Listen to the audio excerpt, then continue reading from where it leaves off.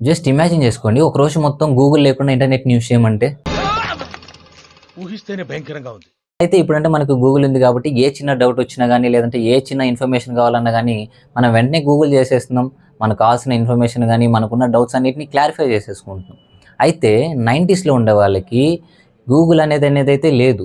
So, అప్పట్లో 90స్‌లో ఉండేవాళ్ళు Google లేకుండా ఇంటర్నెట్‌ని ఏ విధంగా యూజ్ చేసుకునేవాళ్ళు?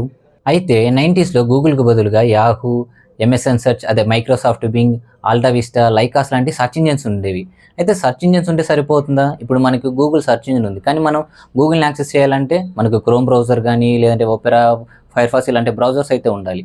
అప్పట్లో యాహూ లేదంటే ఎంఎస్ఎన్ సెర్చ్ గానీ, ఇలాంటి సెర్చ్ ఇంజిన్స్‌ని యాక్సెస్ చేయడానికి నెట్స్కేప్ నావిగేటర్, లేదంటే ఇంటర్నెట్ ఎక్స్‌ప్లోరర్ లాంటి బ్రౌజర్స్ ఉండేవి.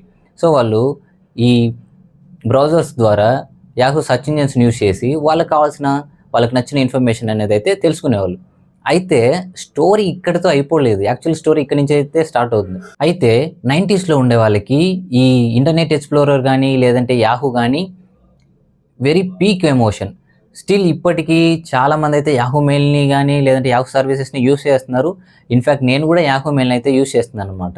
90స్‌లో ఉండేవాళ్ళు అప్పటికే చాలామంది యాహూ గానీ, లేదంటే ఇంటర్నెట్ ఎక్స్‌ప్లోరర్ లాంటి బ్రౌజర్స్‌కి చాలా అడిక్ట్ అయితే ఉన్నారు.